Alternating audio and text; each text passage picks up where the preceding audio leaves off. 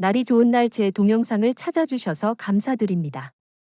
지금 구독과 좋아요 눌러주시면 오늘이 가기 전에 좋은 일 한 가지는 생기겠죠? 요즘 주변에서 대출을 일찍 갚으려다 중도상환 수수료가 걸림돌이 된다는 이야기를 자주 듣습니다. 금리가 내려가면 갈아타고 싶고 여유 자금이 생기면 빚부터 줄이고 싶은 마음은 누구나 같습니다.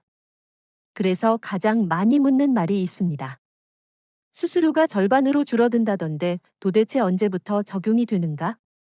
결론부터 말하면 해가 바뀌어 겨울 한가운데 들어선 어느 월요일, 2025년 1월 13일에 맺는 새 계약부터입니다.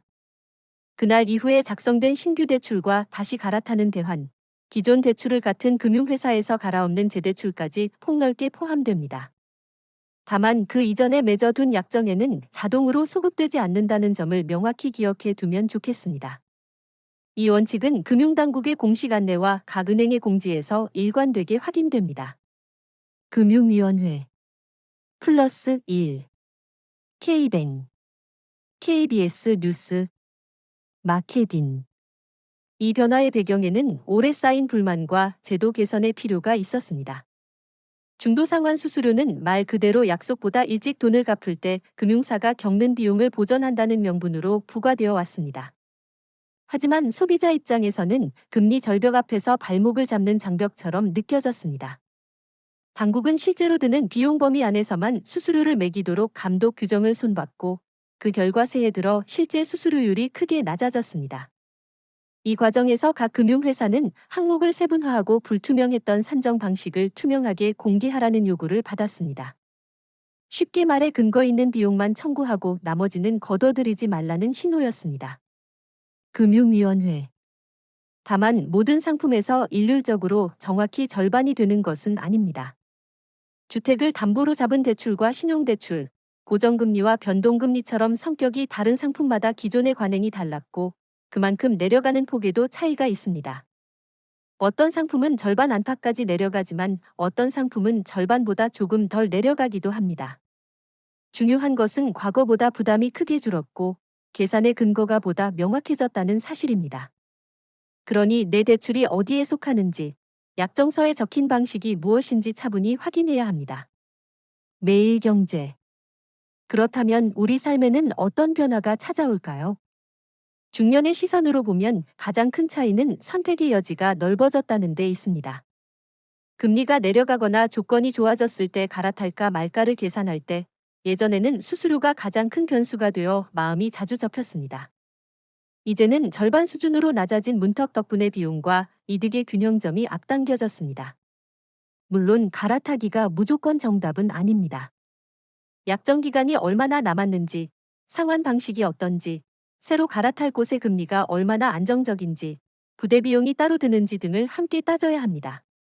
그래도 큰 문이 조금 더 넓어졌다. 이 표현이 어울립니다. KBS 뉴스 현장에서의 이행도 관심사입니다. 제도는 바뀌었지만 실제 창구에서 제대로 적용되는지가 중요하니까요. 당국은 새 기준이 뿌리내리는지 점검을 이어가고 있고 특히 제도권 가운데 일부가 법 적용의 틀 밖에 있어 감독 공백이 생기지 않도록 추가 논의를 진행하고 있습니다. 요지는 한 곳만 갑자기 불리하거나 유리해지지 않게 전반적인 기준을 맞추겠다는 방향성입니다. 뉴시스 SBS 비즈 이제 가장 현실적인 질문으로 옮겨가 보겠습니다. 내 경우에는 언제, 어떻게 적용되는가? 핵심은 계약이 언제 체결되었는지입니다. 그날 이후에 맺은 계약이면 자연스럽게 새 기준이 붙습니다. 기존 대출을 유지하고 있다면 약정 내용을 바꾸거나 다른 곳으로 옮길 때 새 기준을 만납니다. 같은 은행 안에서 재약정을 하더라도 새로 체결하는 성격이면 종종 새 기준이 적용됩니다. 다만 이 부분은 은행마다 세부 관행이 다를 수 있어 갈아타기 전 창구에서 반드시 약정서와 산정표를 확인하는 편이 안전합니다. 한 줄 요약을 하자면 새해 중순 그 월요일 이후 새로 쓰는 계약이면 기대해도 좋고 그 이전 계약은 문서를 바꾸는 순간부터 달라질 수 있다는 정도로 이해하면 됩니다. K뱅 중년의 시선으로 더 깊이 들어가 보겠습니다. 우리는 대출을 단순한 금전 거래가 아니라 삶의 계획으로 받아들입니다. 자녀 교육, 부모님 부양, 노후 설계가 모두 한 줄로 이어진 상황에서 빚은 때로는 도구이고 때로는 부담입니다. 수수료 인하는 도구로서의 기능을 강화해줍니다.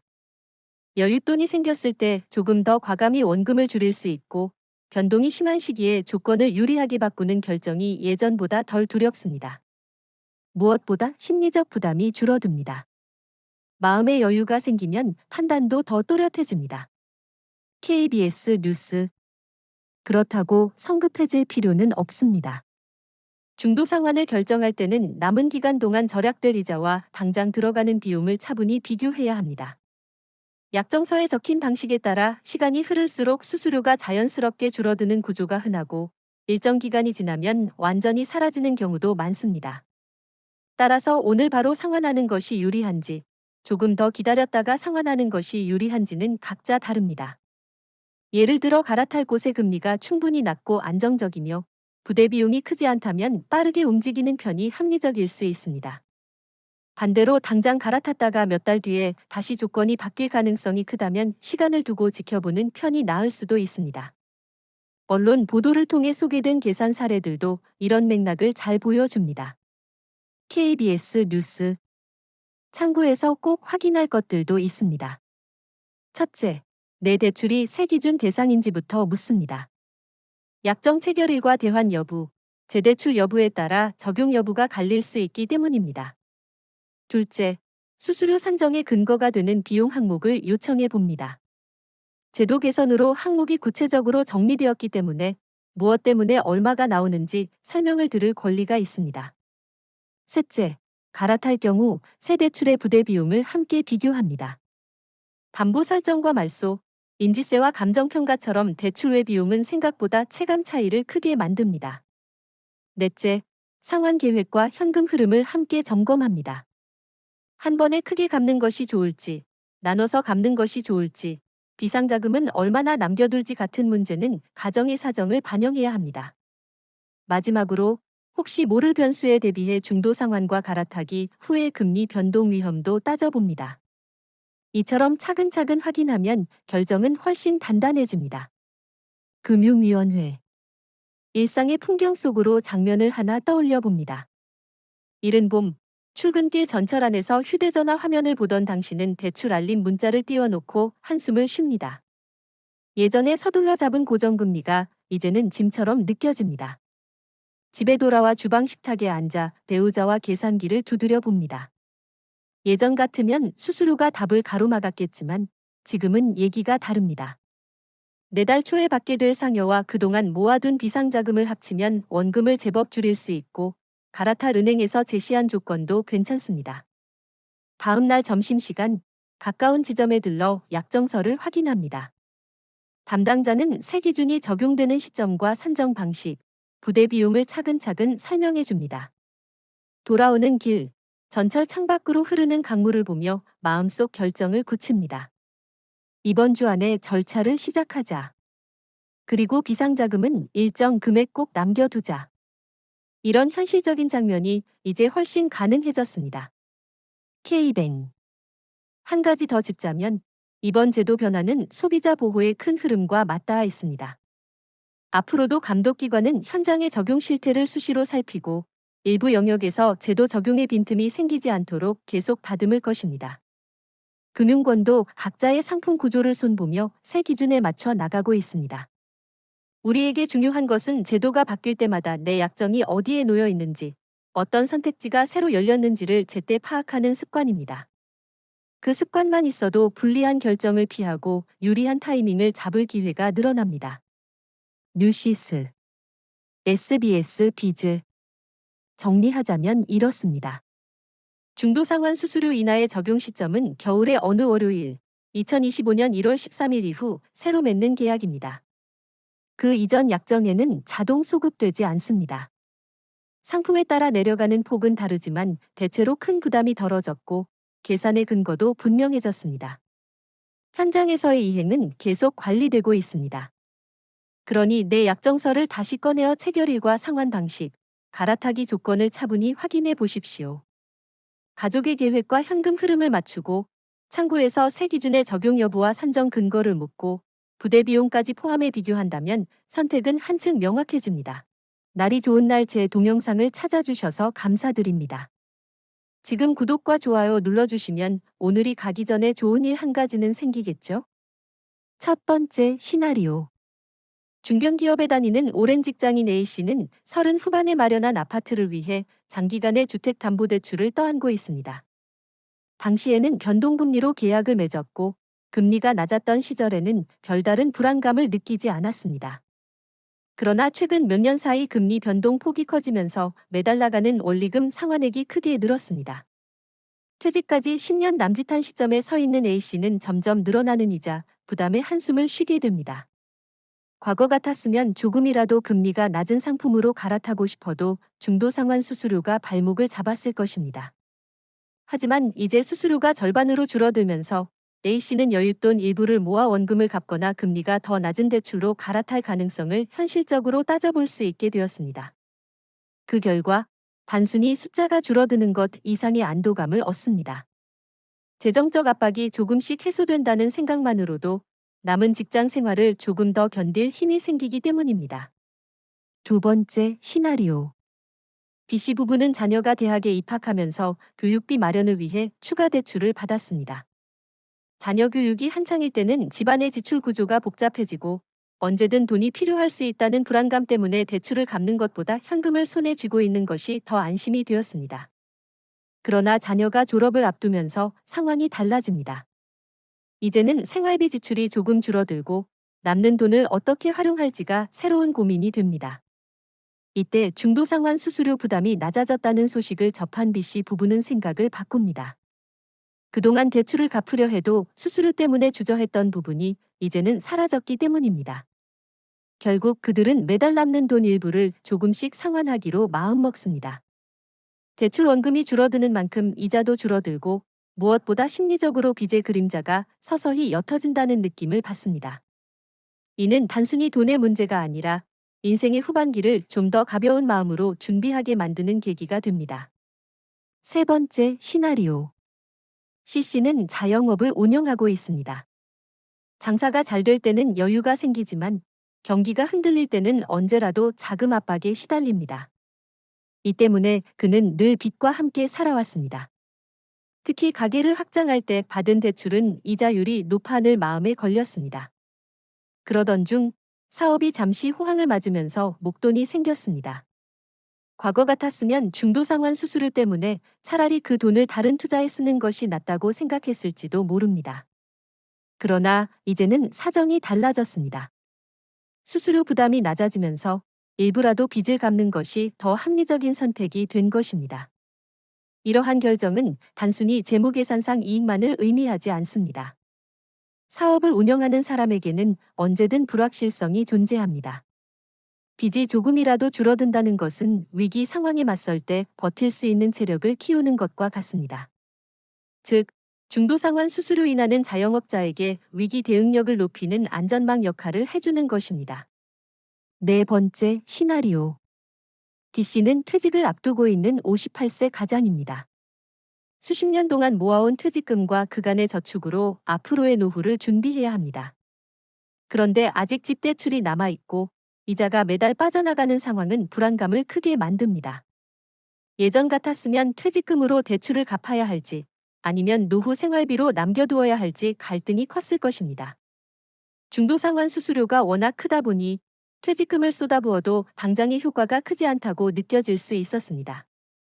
그러나 이제는 퇴직금 일부로 원금을 갚는 것이 훨씬 효율적인 선택이 될 수 있습니다. 수수료가 낮아졌기 때문에 대출을 상환하면서 이자를 아낀 효과가 더 분명히 체감됩니다. 무엇보다 D씨에게 중요한 것은 노후에 매달 고정적으로 빠져나가는 부담을 줄이는 일입니다. 대출이 줄어든 만큼 생활비를 안정적으로 관리할 수 있고 이는 마음의 평안으로 이어집니다. 다섯 번째 시나리오. E씨는 이미 집을 마련했고 대출도 일부만 남아있는 상태입니다. 사실상 부담은 크지 않지만 늘 신경 쓰이는 부분이 있었습니다.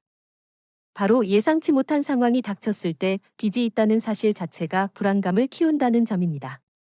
은퇴 후 병원비나 자녀의 결혼 비용 등 큰돈이 필요할 수 있는 상황을 고려하면 적어도 빚만큼은 정리해두고 싶은 마음이 큽니다. 과거 같았으면 이자를 감수하고 그냥 유지하는 쪽이 더 낫다고 여겨졌을 수도 있습니다. 하지만 이제는 사정이 달라졌습니다. 수수료가 줄어든 덕분에 조금씩 여유 자금을 상환에 활용하면서 마음의 짐을 덜 수 있게 된 것입니다. 이는 경제적 계산을 넘어 삶의 질을 높이는 데 직결됩니다. 심리적으로 편안해지는 만큼 매일의 생활에서 느끼는 만족감도 커지게 됩니다. 이렇듯 중도상환 수수료 인하는 중년의 다양한 삶의 장면에서 각기 다른 의미로 다가올 수 있습니다. 누군가에게는 금리 인하의 기회를 잡을 수 있게 해주는 촉매제가 되고, 또 다른 이에게는 퇴직 이후의 불안감을 줄여주는 안전판이 됩니다. 자영업자에게는 위기에 대비할 여력을 주고, 가정에 따라서는 교육비나 생활비를 균형 있게 관리하는 힘이 되기도 합니다. 무엇보다 중요한 것은 이번 제도 변화가 개인의 선택권을 넓혀 주었다는 점입니다. 과거에는 은행의 규정이 소비자의 손발을 묶었다면, 이제는 가계의 상황과 인생의 우선순위에 따라 훨씬 더 유연하게 대응할 수 있습니다. 이는 단순히 돈의 문제가 아니라 인생 후반기를 어떻게 살아갈 것인가에 대한 전략적 선택으로 이어집니다. 심리적 측면에서의 변화. 중년이 되면 단순히 돈을 많이 벌었는가, 재산이 얼마나 쌓였는가보다 마음이 편안한지가 더 중요한 화두가 됩니다. 돈이 많아도 불안하면 삶이 즐겁지 않고, 가진 것이 조금 부족해도 안도감이 있으면 일상이 훨씬 가볍습니다. 중도상환 수수료가 낮아진 변화는 이런 심리적 안정에 상당한 기여를 합니다. 예전에는 대출을 갚으려고 해도 은행의 규정이 앞을 가로막았고, 그로 인해 나는 빚의 굴레에서 벗어날 수 없다는 무력감에 빠지기 쉬웠습니다. 하지만 지금은 상황이 달라졌습니다. 선택지가 생겼다는 사실만으로도 사람은 자유로워집니다. 반드시 대출을 갚아야 한다는 압박에서 벗어나 내가 원할 때 조금씩 갚을 수 있다는 생각을 할 수 있는 것만으로도 불안이 줄어듭니다. 특히 중년 이후의 삶은 불확실성의 연속입니다. 건강이 언제 나빠질지, 직장에서 언제 물러나야 할지, 자녀가 언제 도움을 필요로 할지 우리는 알 수 없습니다. 그럴수록 마음속 깊은 곳에 내가 언제든 선택할 수 있다는 여유가 자리 잡는 것이 큰 힘이 됩니다. 중도상환 수수료 인하는 바로 그 여유를 키워주는 제도적 장치라 할 수 있습니다. 가족 간 대화의 중요성. 대출 문제는 결코 개인의 문제로 끝나지 않습니다. 중년이라면 이미 배우자와 함께 오랜 시간을 살아왔고, 자녀도 크면서 가족 경제에 영향을 미칩니다. 그만큼 대출을 어떻게 관리할지에 대한 선택은 가족 전체의 삶과 직결됩니다. 중도상환 수수료가 낮아지면서 대출 상환 계획을 다시 세우는 과정은 가족 대화를 새롭게 시작하는 계기가 될 수 있습니다. 배우자와는 앞으로 몇 년간 어떤 방식으로 돈을 운영할지, 노후 자금과 자녀 지원 사이에서 어떤 균형을 잡을지 상의할 수 있습니다. 자녀와도 마찬가지입니다. 부모가 어떤 방식으로 빚을 관리하는지 보여주는 것은 단순히 돈 이야기를 넘어 삶을 어떻게 책임지는지를 전해주는 교육이 되기도 합니다. 예컨대 자녀가 취업을 준비하는 과정에서 부모가 우리도 빚을 이렇게 줄여가고 있다는 말을 건네는 순간 자녀는 재정 관리에 대한 살아있는 사례를 보게 됩니다. 이는 책에서 배우는 금융 지식보다 훨씬 큰 가르침이 될 수 있습니다. 노후 재무 설계와 연결. 중년이 가장 크게 느끼는 불안은 바로 노후입니다. 길어진 수명만큼 돈이 더 오래 필요하지만 소득은 줄어들거나 끊기는 시점이 다가오기 때문입니다. 이때 중요한 것은 빚을 얼마나 줄여 놓았는가입니다. 퇴직 이후에 대출이 많이 남아있다면 아무리 연금이나 저축이 있어도 생활이 불안정해집니다. 매달 고정적으로 나가는 원리금은 노후 생활의 질을 크게 떨어뜨립니다. 따라서 중도상환 수수료 인하는 단순히 현재의 부담을 줄여주는 차원이 아니라 미래의 삶을 설계할 수 있는 발판을 마련해줍니다. 중년 시기에 조금씩 대출을 줄여 나간다면 은퇴 후에는 상대적으로 안정적인 생활을 누릴 수 있습니다. 노후에 필요한 의료비나 여가 비용을 감당하는 데도 숨통이 트입니다. 또한 이번 변화를 계기로 많은 사람들이 빚을 줄이는 것도 투자라는 인식을 새롭게 하게 됩니다. 주식이나 부동산 같은 투자만이 아니라 불필요한 이자를 줄이고 심리적 안정감을 얻는 것 자체가 가장 확실한 투자라는 사실을 체감하게 되는 것입니다. 제도의 본질적 의미. 사실 이번 제도 변화는 단순히 수수료 인하에 머물지 않습니다. 금융의 주도권이 점점 소비자 쪽으로 이동하고 있다는 신호로도